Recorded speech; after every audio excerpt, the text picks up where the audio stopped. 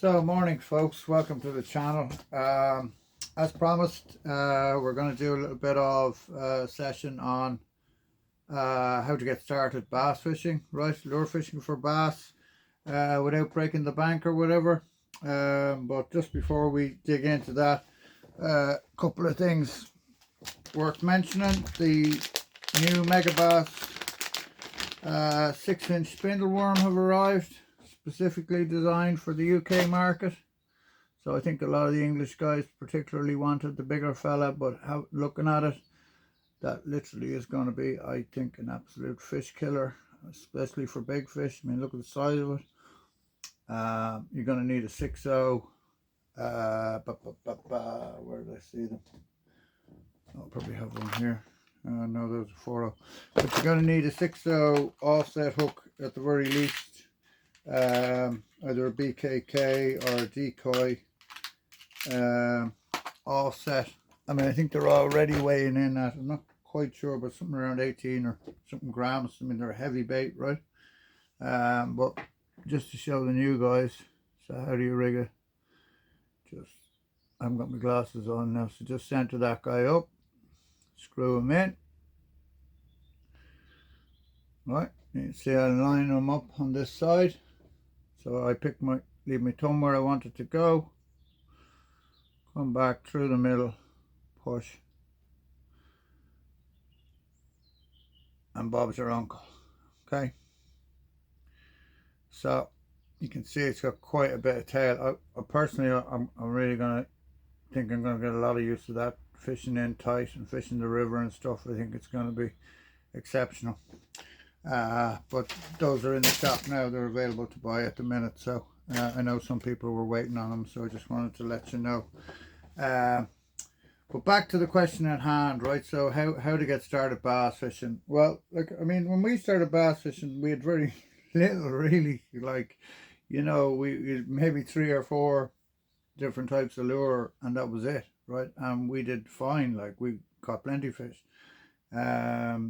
Now I know since then, I mean, the choice of lures and, you know, certainly the ability to catch fish has gone through the roof, right? Like, we can catch fish now that previously we would never have caught, right? Standing fish that are not active and stuff, fish that are hard to the bottom, you know, we just wouldn't have been able to catch in the past, right? We can now target those with more advanced Japanese lures.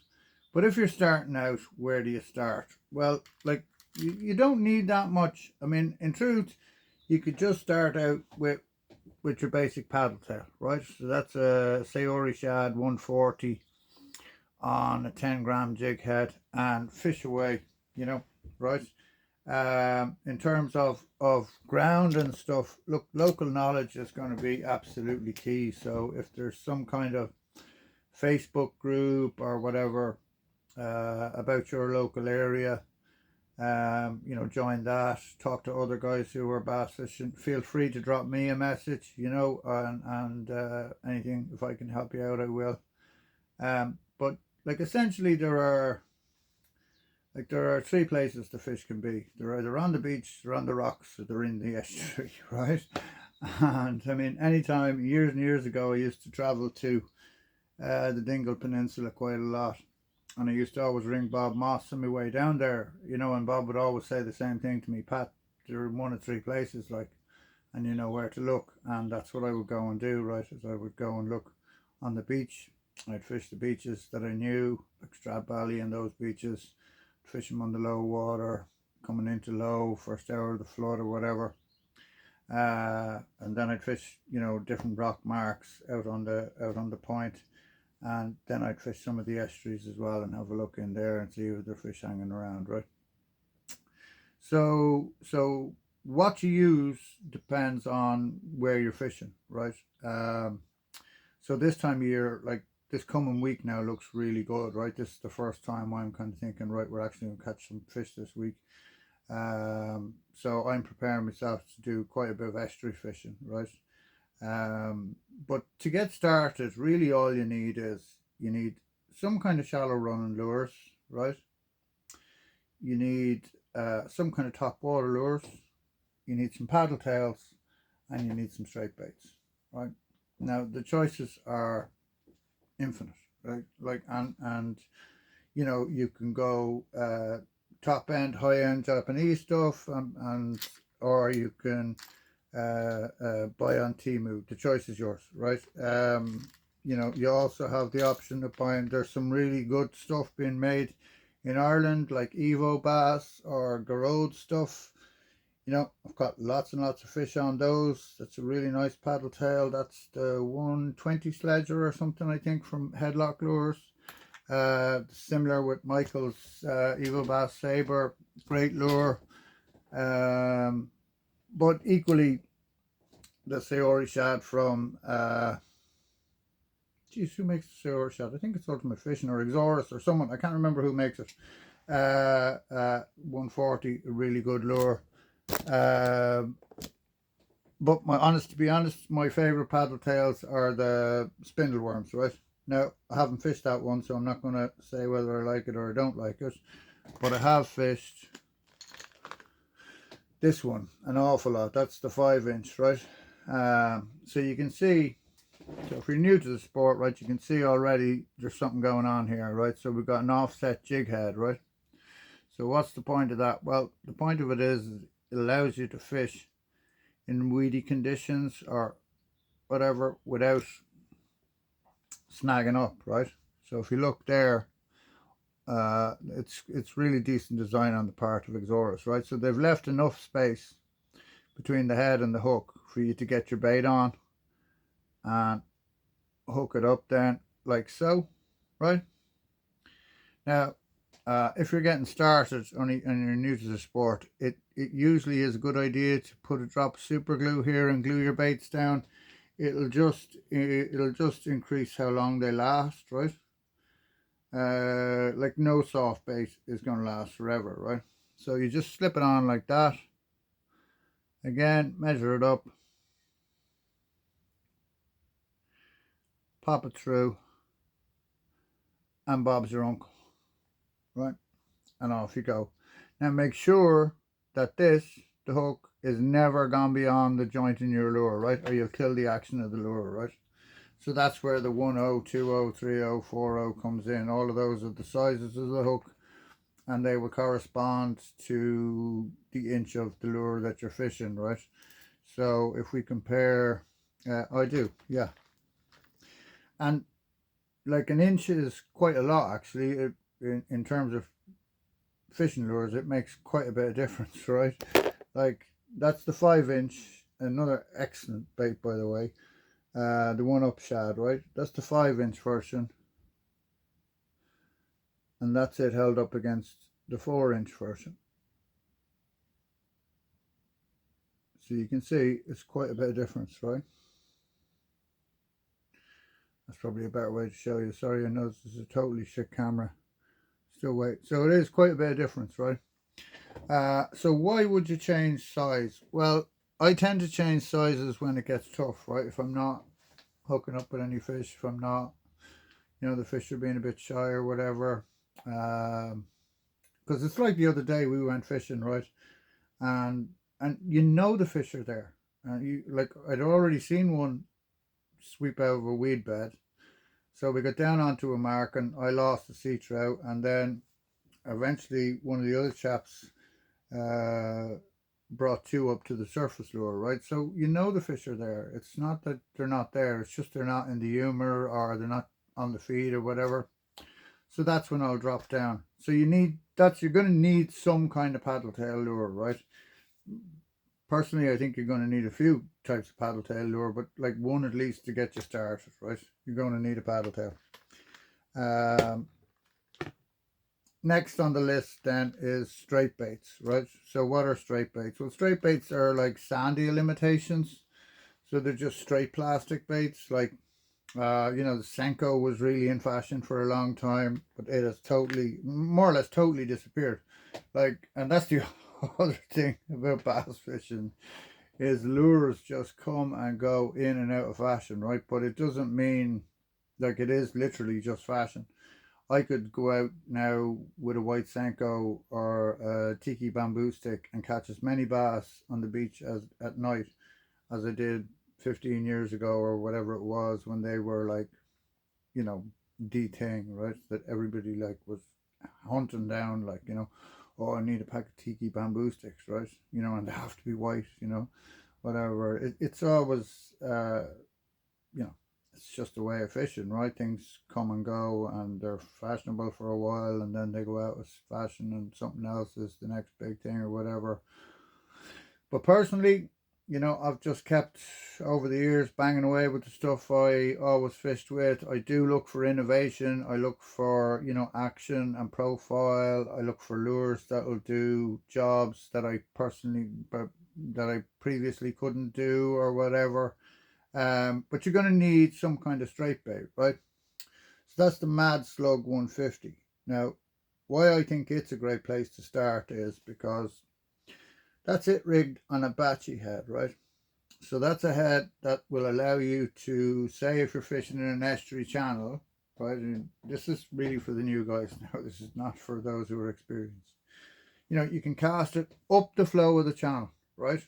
So up that way, water's flowing this way, cast it up that way, let it sink down to the bottom, keep the rod up, wind up, and see you've just got a nice U in the line, and let that bait just tip along the bottom, tink, tink, tink, tink, tink, and you follow it. And then you'll feel the thump, thump, and bang. That's when you hit them. And you have to hit them. If you don't hit them, you're not going to hook up. Well, you might hook some, but you'll miss most of them, right? So you can fish it that way, but equally, I have it here somewhere, you can fish it that way, right? You can fish it on an offset hook, right? Sort of like an Evo Bass Lance or whatever. So I find, and here's another thing, the bass are a lot closer than you would expect, right? A lot of the times guys are wading way too deep, right? Particularly fishing estuary marks and a lot of rock marks. They come along, they go straight up to the shore, and they've spooked whatever fish were hidden in those nooks and crannies and da-da-da. It's a strange psychology, right? But when we fish from the boat, you'll see it. We're drifting along, and everybody is always trying to get as close to the shore as they can. But when we're on the shore, everybody's always trying to get out as far as they can, right? So I actually always stay well back when I make my first few casts, and I'll do that 180 kind of around me, you know, and just check out, and I'll cast down along the shore and work a lure back up, you know. So there's lots of bass in that immediate region, right? And that's a really good lure to do it, because you're casting into some fairly dirty stuff. You'll be casting into kelpy, rocky, reefy kind of ground, right? So there it is on the batchy, so you can fish it straight. There it is on the offset. And then you could also put it onto something like that, fish it on a beach, or put it onto, I don't have one to hand, but put it onto, I must have one somewhere, hang on.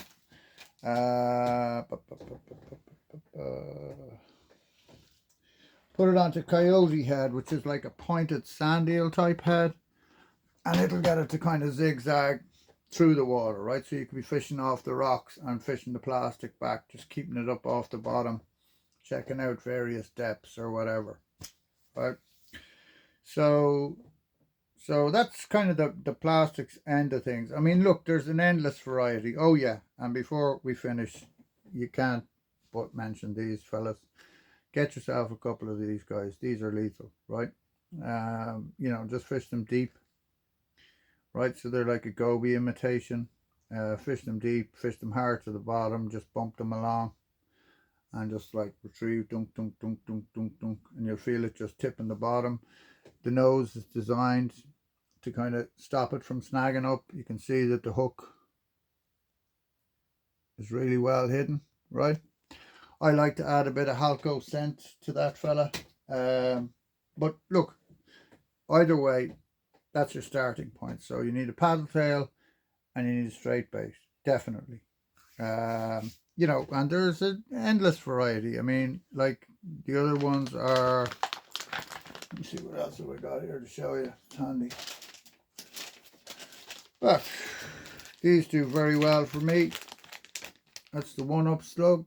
in baby bass. A really nice little straight bait for the estuary. Just a sand eel imitation. And then of course there's the classic, the X-Layer, which for some godforsaken reason I don't seem to have to hand. I must have an X-Layer here somewhere. Oh, I do.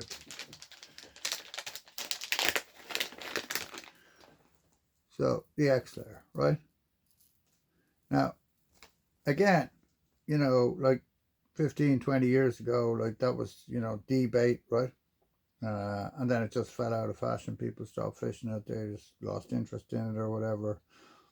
But like it, for me, it's like this week now, it'll be X-Layer territory all week, like, you know.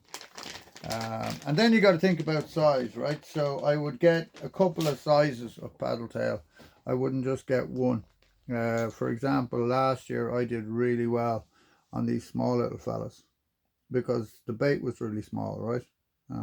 So when you're thinking about lures, try and think about like what the bass are feeding on, and do your best to imitate it. You know, it doesn't have to be the same. It's not about color so much as it is about size and profile. Although color matters, it definitely does matter. Like especially for daytime fishing. Nighttime fishing a little bit different, a little bit easier in terms of color wise, but a little bit more difficult in terms of actually fishing, right? So, and that's the other thing. If you're going to get started bass fishing, I would start bass fishing during the day, right? So, how do you start? Well, what I would say to you is go and have a look at wherever it is you're going to fish. Go there at low water and have a look at it, check it out, right? If there are reefs, if there are rocks, if there are pools, if there's any kind of structure or any kind of rip or whatever that you think is going to hold a few fish, and give it a go. But chances are you're going to find somebody who's fishing, who's going to give you a hand and whatever. And as I say, you know, drop me a message and I'll put you on a couple of fish. I'm happy to find a couple of fish around Waterford for certain. So that's you started with the plastics, right? So paddle tail, straight bait, right? Doesn't have to be any more complicated than that, really, to be honest. Now, hard lures. So again, hard lures, like I mean, I've talked to guys who've never fished a hard lure, right? And I'm like, what the hell happened to bass fishing, you know? Sorry, now I'm just trying to dig this out from an absolute jumble of. There we go. I had a coyote head all along.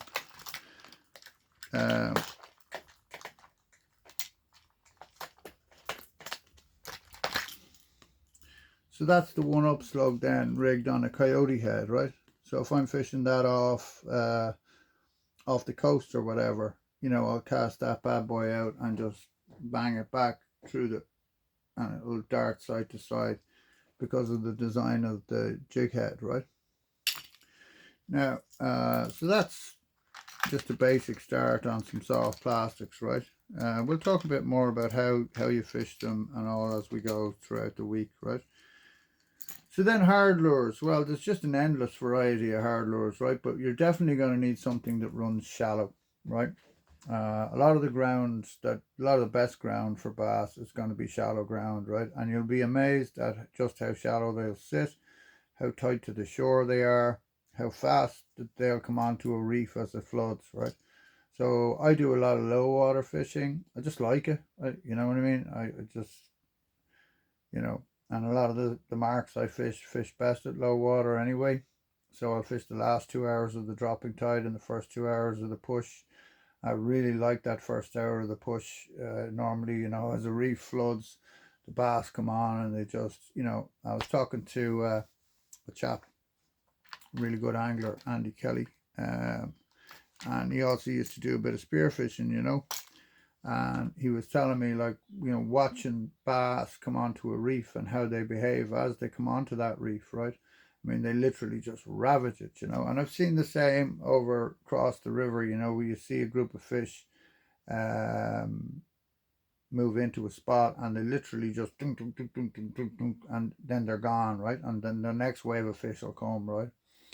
So if you're new to the sport, that's the thing. Like you're going to get like waves of action, right? Don't just because the fish, it seems like the fish are gone, doesn't mean that it won't come back again or whatever.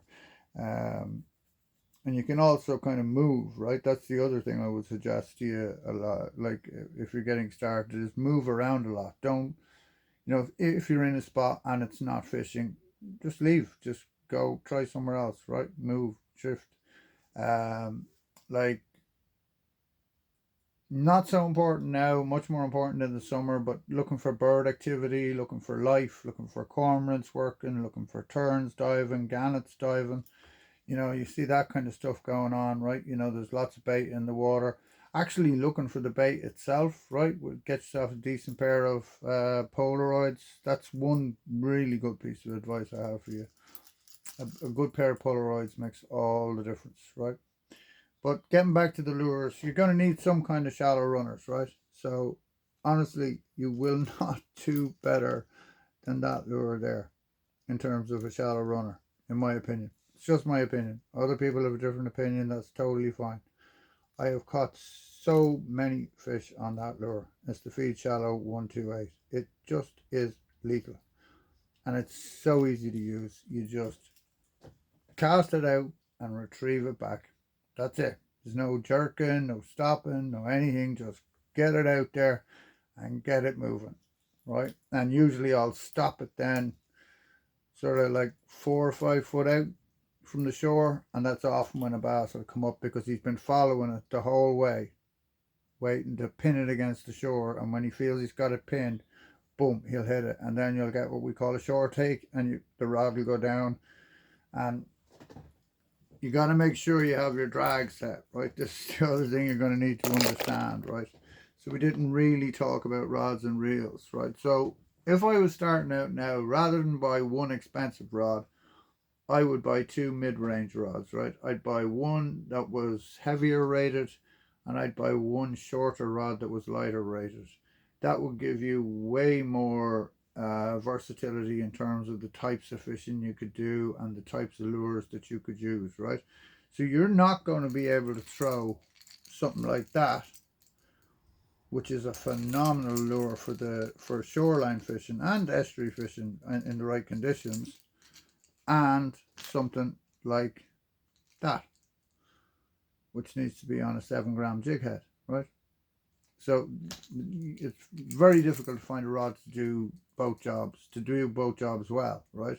It'll do one of them really well and the other one really crap, right? So, but the way things have gone with rods is that it's now a case where you can actually buy, particularly for the beginner, you can buy a really reasonably decent bass rod for small enough money, all right, that you could actually buy two rods rather than just buy one expensive one, right? um, and reels, I would suggest, you're going to buy something in the 3,000 to 4,000 size. Personally, I prefer the smaller reels. Like bass are not that big and they're not going to take that much line off you, right? So 3,000 is plenty. So yeah, so in terms of rods, like if you're starting out, you start out with something like the X1 or the new Skylines are out. They're a bit more expensive.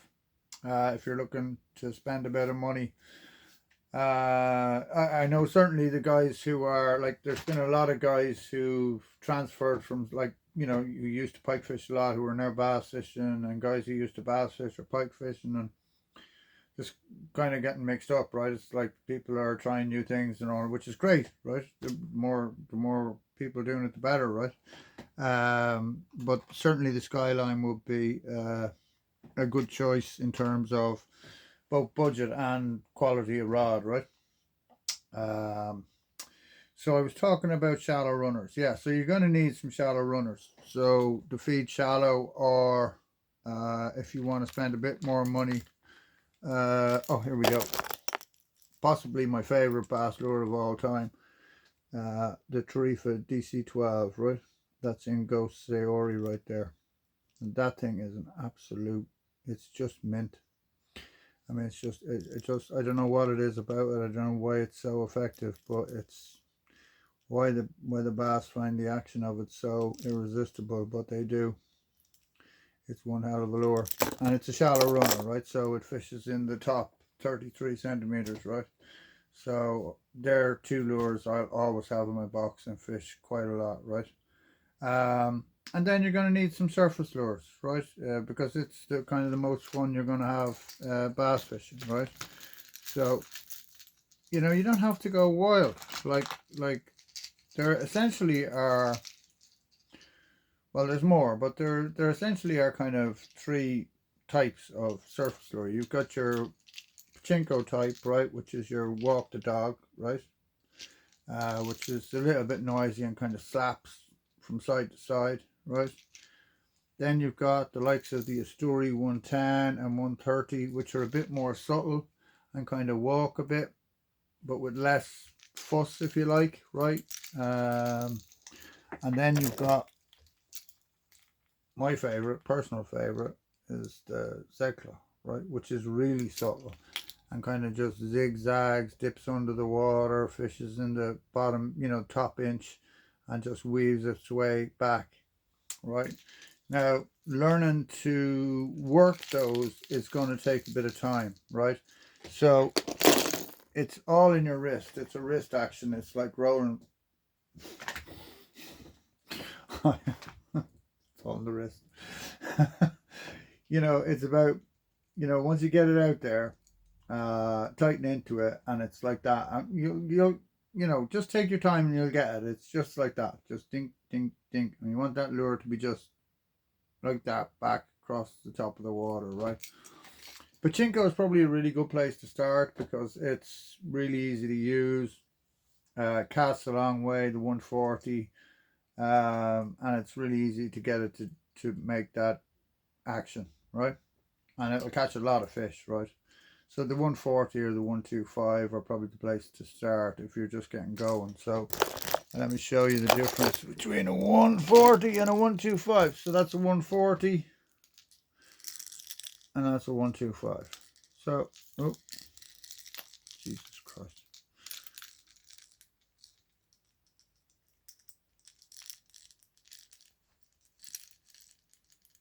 It's not that much, right? But quite a bit in terms of casting distance, etc., etc. Now, personally, I prefer the 140 for the coast and stuff. I do like the 125, but it's just the 140 was the first lure that kind of came out, and I've caught so many fish on it. It's just a lure I have confidence in, so I tend to fish it more, right? Like you could say, I could tell you, oh, this lure catches more fish than that lure, but the truth is, it's just that I fish that lure more than I fish other lures. I'm sure other lures would catch equally as well if I were to fish them as much as I fish the lures that I fish, right? But you're going to need a couple of surface lures, right, and a couple of different types of surface lures. And then you're going to need some sort of sinking hard bait, right? So that is an absolute beauty. That's the Spearhead Ryuki 120 salt water in Secret Awashi, right? And why you're going to need that is, on days when you got really strong headwind or you've got a lot of wave, you've got a lot of fuss out there, you're going to need something that'll bite down, right? Because other lures will just get blasted away, right? Like the feed shallow and stuff will just get whipped out of it or whatever. You can't get down, particularly if you're going to fish the beach, right? You're going to want to be able to get down to the bottom and explore down deeper, right? Okay, and they're a different style of fishing. That's jerkbait fishing. We'll talk a bit more about that another day, right? That they're not really a straight retrieve lure, right? So you kind of jerk them and let them wobble and stop and sink, and then you jerk them again. You jerk them a different way. You jerk them that way. You kind of get them to move around and explore the territory that's in front of you. Now, you do not want to fish those over shallow reefy ground, or you can just kiss goodbye to them, right? Okay. So, yeah, I think that's loads. Like, I don't want to overload people on day one, right? So we covered some basics, right? So some sort of rod in the 10 to 30 or 9 to 28, right? And you've got lots of options. Like, you don't have to spend huge money, especially if you just want to, if it's something you think, oh, I might try a bit of bass fishing this year. Get yourself, I have them here, get yourself a Cobalt or an X1, right?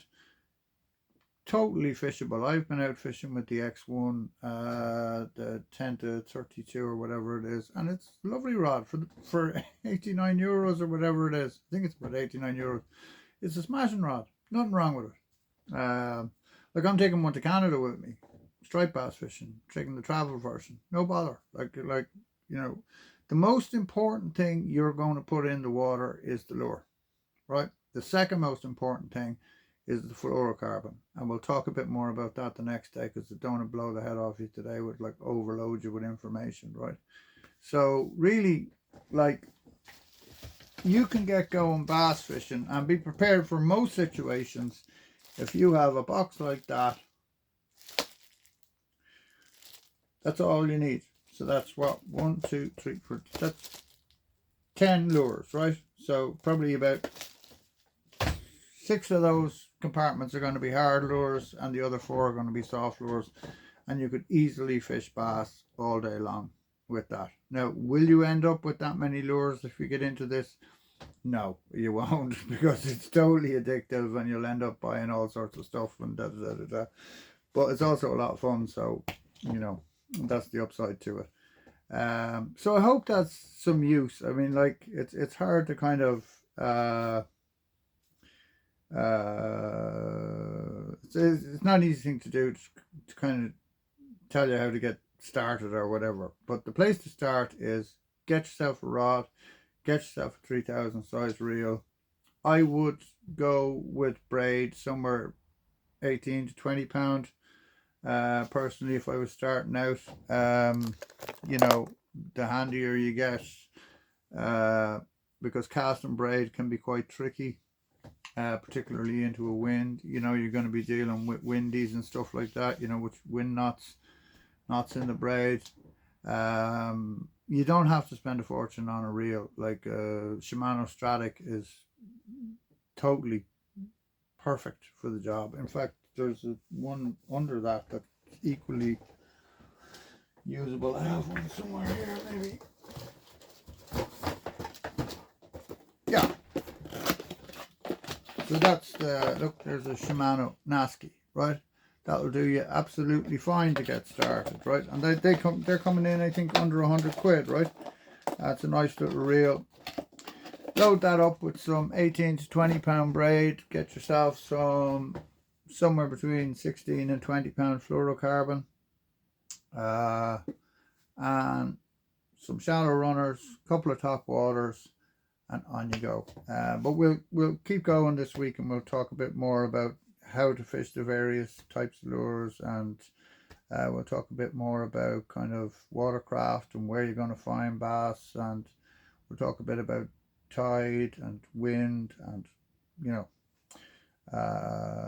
conditions, etc. And then we'll do a little bit about night fishing and hopefully help you to get going this year, because it's a lot of fun. It really is. It's probably the best thing I do for my mental health, to be honest with you, is to get out and just be on the shore. And, you know, I've had days where, you know, you don't catch fish and it's just a great day. It's just great fun, you know. You can drop a couple of fish.